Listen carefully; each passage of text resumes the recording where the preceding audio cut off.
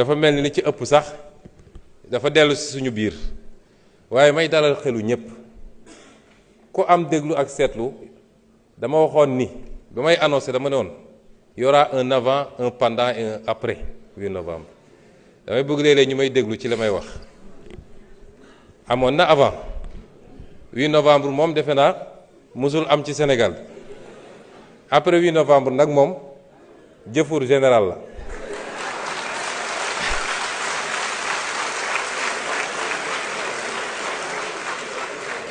waaye ñu dalal xelu nit ñi ni loolu dafa amoon benn nécessité il y avait un besoin de clarification léegi les choses sont claires loolu rek la woon besoin de clarification la woon et il fallait ñu poser acte yuy pousser à la clarification les choses sont claires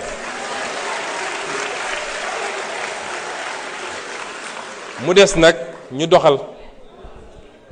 ku yaakaar ni problème bu insurmontable insurmontable am na fi wala nit ñi dootuñu tuddante loolu amul jàmm rek la ñu séq jàmm rek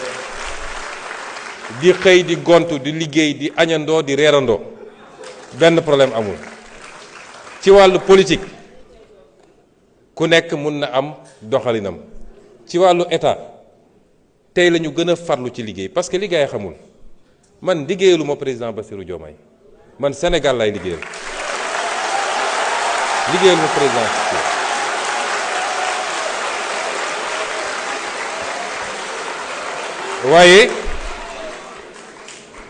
waaye liggéey gi may liggéeyal Sénégal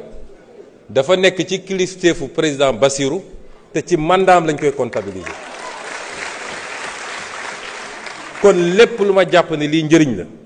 du ma ci xaar président Bassirou lépp lu ma yaakaar ni lii safaan wala du ma ci xaar président Bassirou moo tax contexte politique mënul am impact ci suñu xëy ak suñu gontu ak suñu liggéey te tey séance bi wan na leen ni tey la ñu gën a farlu ci liggéey bi pour réussir le projet qu'on a promis aux Sénégalais.